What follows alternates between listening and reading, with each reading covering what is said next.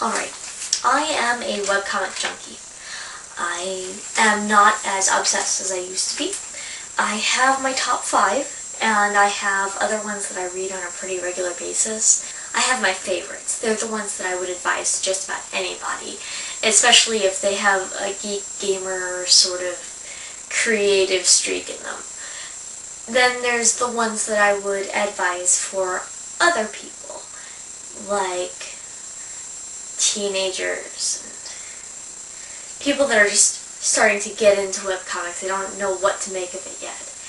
Now, I've got to admit, my top 5 are the ones that I'm the most invested in. They're the ones that I just fell in love with the characters, I fell in love with the storyline. It's not a you had me, you lost me sort of thing. So, I wanted to take a second and talk about the webcomics that I read.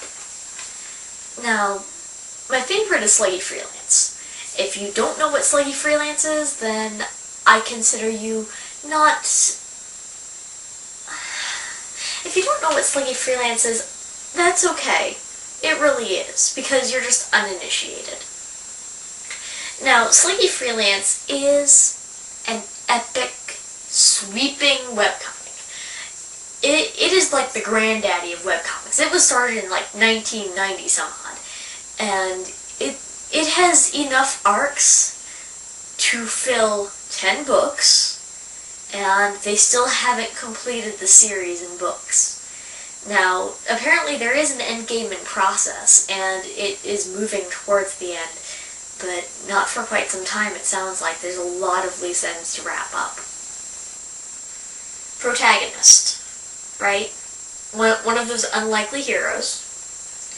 Alien parody shows up in Sweeping Arc 2, which includes alternate dimensions.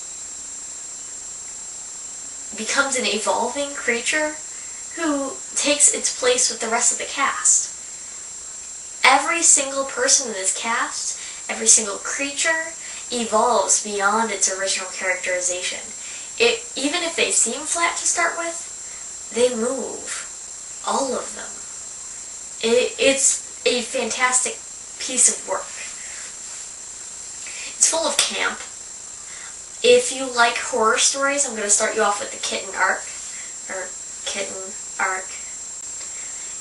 It's in the description box. Also, or as far as Sluggy Freelance is concerned, eat slowly. Because if you try to take the entire archive at once, you may end up with a stomachache and kind of fall off because you'll get confused. So take it maybe 1 or 2 arcs a day, and you'll be caught up eventually. Now, that being said, I couldn't. I took maybe a week to read the back archives about 3 years ago, and I had to read them twice because I loved it so much. Wapsi Square by Paul Taylor is my second favorite. Wapsi Square I also started when it was about 1 or 2 years in, and it started with... It doesn't start the way you would expect it to if you look at the most recent comics, so it's one of those where I'm going to tell you to go all the way back to the first arc, or maybe the 3rd arc even, in order to get the real, full experience. But it begins with a spunky, busty young woman of Latino heritage and her crew, basically. And her crew includes a very tall, thin, muscular woman, a band, and the fact that she works at a museum just instantly appeals to my inner geek. But the beautiful art progression that occurs over the course of the comic, not to mention the storyline that evolves into magic, Mayan myths, I mean, general mythic mysticism, and mayhem. It's fantastic. Go read it. Go read it now. I only hesitate briefly to put No Need for Bushido into my top 5, and the only reason is because it takes so long for the pages to come out. But that's a... If the art is good, then that shouldn't be a reason. It begins, as you will, a pseudo manga. The art is by Joseph Covell, and the author right now is Alex Kolesar. And the storyline is as you would expect from a samurai epic. It is two warring clans, they're betrothed, run off. One doesn't want to get married. The other doesn't want to be a pawn in his father's schemes. They meet. They fall in hate, but mutual movement with each other. So, it is fun, it's silly, but at many other times it's epic and jarring. Not necessarily the hand of God coming in, but maybe a little bit of mischief. My new favorite, and probably not really the best favorite to have, is Eerie Cuties. And Eerie Cuties is by Giselle Glass and Dave01. And it's just a silly Halloween Monster High sort of thing. It's Halloween all year long. Really cute, very adorable. I highly suggest it to anyone who's been, looking for something light and silly. You don't think of a, seer where they look into the crystal ball and tell your fortune as any sort of a hero. And Mookie evolves his character, Dominic, over the course of the series.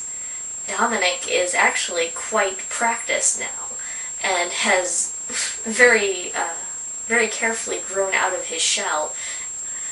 So if you're looking for a pseudo-renaissance sort of magic black and white epic,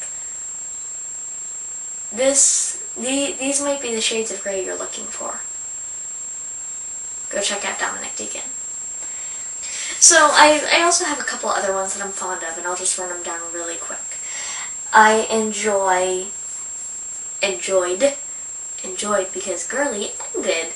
Girly by Josh Lesnick. And it got a little bit risque. Got a lot bit risque. It's not safe for work.